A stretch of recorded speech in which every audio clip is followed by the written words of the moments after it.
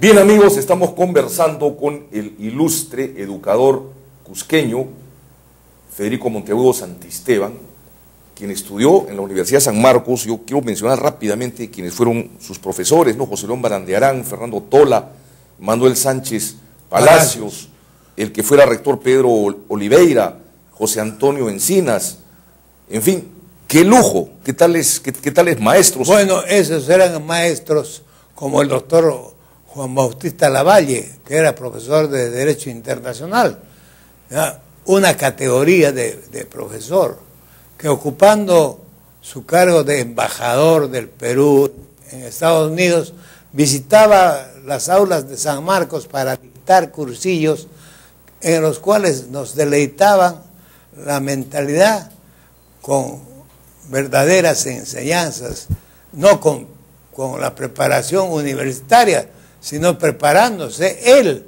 y volcando sus propias experiencias. Allí nace la vocación por la pedagogía en Federico Monteagudo. Exacto. Otros maestros de maestros, como lo llaman todavía algunas generaciones de alumnos, fue el doctor José León Barandiarán, un hombre versado en lo que es el derecho como ciencia, no como actividad política. Él venía y dictaba sus clases como Fray Luis de León, con una sencillez y con una paciencia, absolvía las preguntas de todos los alumnos, haciendo un diálogo como debe hacerse. El profesor debe ser amigo del alumno y el alumno debe ser amigo del profesor dentro de la graduación de autoridad a subalterno. De acuerdo. Por eso la enseñanza ahora ha disminuido tanto que nuestro nivel, a nivel continental o sudamericano, ha bajado tanto. ¿Por qué? Porque antes la enseñanza se recibía, la instrucción se recibía en el colegio o en la universidad.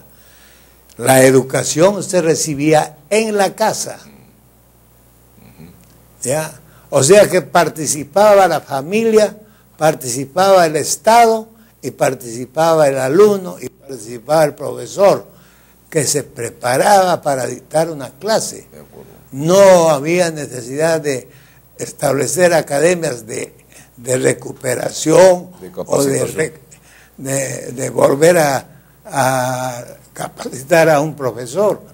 Un profesor estudia 4 años pedagogía. Me parece a mí suficiente para dotarse del instrumento que es el que va a transmitir al alumno. Pero ahora, con los tiempos en los que la política ha invadido el campo de la enseñanza, toda esta actividad ha sido tergiversada. De acuerdo. De acuerdo. Ahora, hay un tema también que quería conocer su opinión, dada la tremenda experiencia que tiene. En esos años, en esas épocas, el salario, el sueldo de un profesor. El salario era muy pequeño, pero la vocación profesional que uno tenía satisfacía espiritualmente lo que materialmente faltaba a veces. De acuerdo. El profesor, por vocación personal, desarrollaba sus actividades conforme las economías que establecía el gobierno. ¿Ya? Por eso digo que el vocablo paidos, que viene del griego, es la inclinación particular, personal, que un individuo tiene por conducir juventudes, ¿no? Para instruirlos, para dotarles de conocimientos humanísticos, de conocimientos de las artes, de las ciencias, pero con habilidad, con destreza y más que todo, con modestia pero con veracidad. De acuerdo. La veracidad. De acuerdo, y además en valores que ahora ya mucho no se... Los valores espirituales, ¿no? han decaído tanto que ahora los alumnos no saludan en las calles, no saludan en su propia casa a sus padres, ¿no? La enseñanza ha sufrido un menoscabo tremendo y cada familia tiene problemas y esos problemas reflejan en la inestabilidad de la comunidad peruana. ¿Qué recomendaciones daría usted a las autoridades, a los gobiernos regionales y municipales que por ley poco a poco irán tomando las funciones educativas en el país? ¿Qué recomendaciones concretas le daría? El problema educacional es muy complejo. En el problema educacional tienen que participar forzosamente la familia, en primer lugar, el Estado, el educando y el profesor, que debe tener verdadera vocación para ser profesor, para ser el que transmite conocimientos, sin necesidad de periodos de recuperación, ni de recapacitación, ni de capacitación, ni de ninguna clase de seminarios, ¿no? El profesor ha estudiado para transmitir sus conocimientos. No es necesario que el Estado gaste ingentes cantidades de dinero para volver a enseñarles a los profesores lo que debían saber íntegramente durante los 4 años que han estudiado en la universidad, si conocen la universidad. De acuerdo, don Federico. Ahora, digamos, el Cusco urbano de esas generaciones que usted enseñó tenía, digamos, un alto nivel educativo. Probablemente en las zonas rurales en esos años no había pues una acción importante del Estado en materia de educación, ¿no? Seguramente que en esos años habían unos índices de analfabetismo altísimos. Bueno, el grado de analfabetismo en Cusco ha disminuido ostensiblemente desde el gobierno de Odría, que creó pues los núcleos escolares campesinos, ya, donde el jefe de la comunidad era el fiscalizador del profesor, ya, de las actividades del profesor, y el educando recibía satisfecho una educación dotándosele de los materiales suficientes. Es interesante. Esa es la política que debe seguir el gobierno. El jefe de la comunidad, una especie de supervisor del profesor, es lo que usted ha dicho. Bueno, el cargo de supervisor es un cargo más, diré, de forma que de fondo. Porque el supervisor supervisa con qué conocimiento. Claro, por eso. ¿Sí?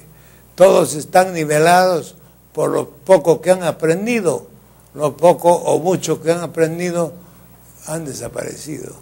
Por eso es la quiebra educativa que está atravesando el país. Mencionaba usted que en esos años, por ejemplo, existía la secundaria comercial, creo que dijo, claro, y técnica también. La técnica. Y eso, digamos, funcionaba y le facilitaba a la gente que optaba por esos sistemas acceder rápidamente a un puesto de trabajo. Las profesiones de mando medio, como se conocen, se estudiaban en esos institutos. Llámese liceo comercial o instituto comercial o politécnico para enseñar mecánica, todas esas actividades relacionadas con el trabajo manual, ¿no? Que es más que intelectual.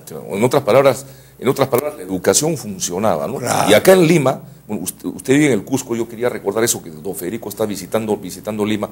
Acá en Lima, pues, cuando uno visita las grandes unidades escolares, encuentra, yo por ejemplo, talleres de mecánica, claro, ya pasados de moda seguramente muchos de los aparatos, pero que son una prueba de cómo hace varias décadas en el Perú la educación preparaba a la gente para el trabajo, ¿no? Reitero yo, porque he contemplado personalmente, he constatado que en el Politécnico que funcionaba dentro de la organización de la Gran Unidad Escolar Inca Garcilaso de la Vega, existían alumnos que salían airosos de aprender mecánica y todas esas actividades soldadura, conexas, carpintería, en fin. ¿ya? Que son las de mando medio. Mando medio, claro. ¿No?